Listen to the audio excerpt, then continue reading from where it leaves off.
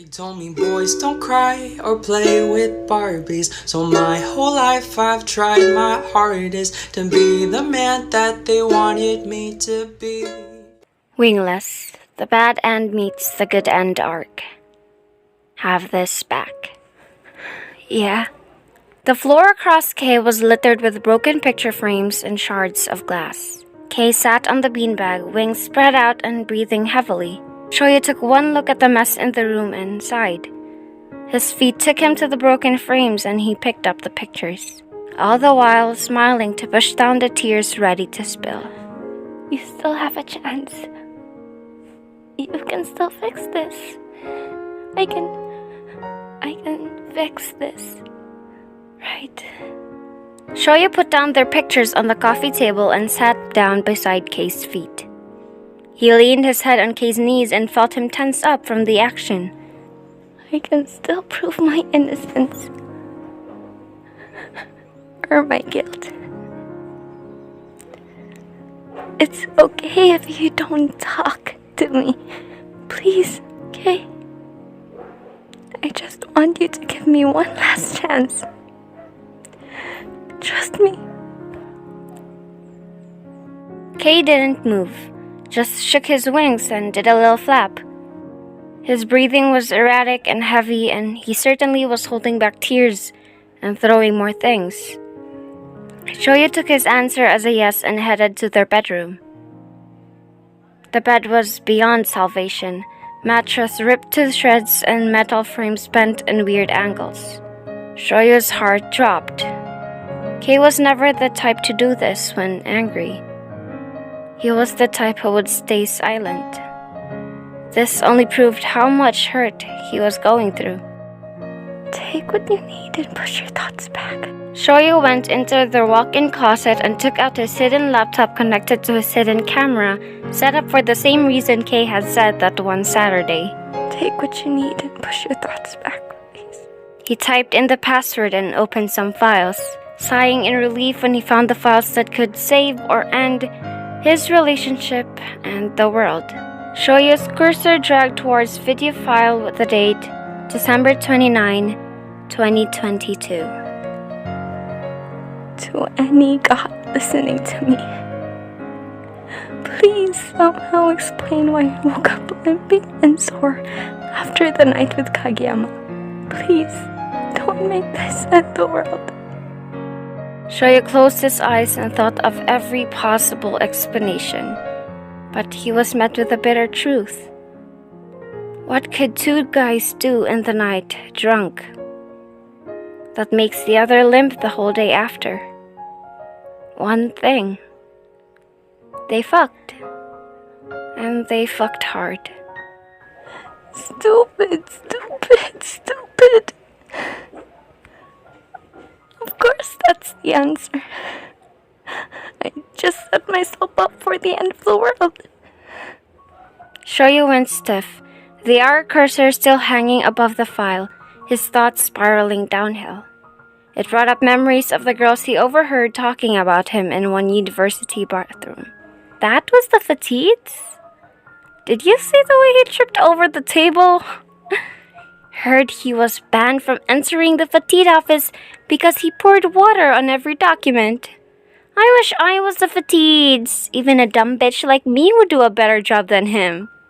Plus, he's a guy. Poor Kei-sama, never getting to know how a girl feels like. He's only treated nicely because the Fatid would ruin anybody who dares hurt him. He's just like a leech. He's literally good for nothing. They were right. I really am good for nothing. Am I even worth it? Kay could choose any better girls than me. Somebody soft without any muscles. Like a girl. That would be for the best. An arm wrapped around Shoya and a hand brought his laptop. Kay changed the closet into his room back in high school and dragged him and his wings to his bed. He put the laptop on the coffee table along the way before turning to his bed. He sat Shoya on it while he sat on its edges. Shoyo was breathing steadily, but his hands started clenching his chest and scratching the base of his throat. "You're spiraling again."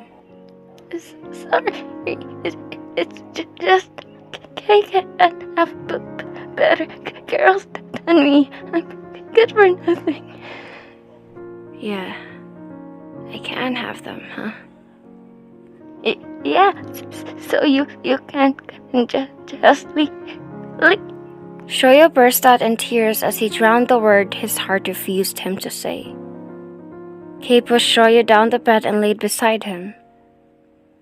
Kei patted Shoyo's head and tried to turn him around so that they could face each other.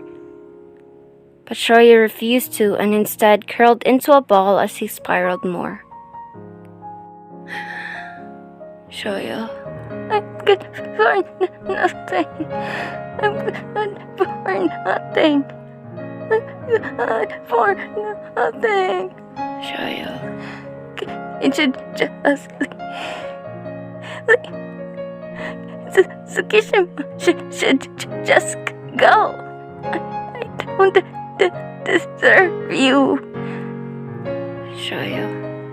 Just go, please. Shoyo, please turn around. No. Better yet, you can have this back. Shoyo had his shaking hand open and bent behind his shoulder.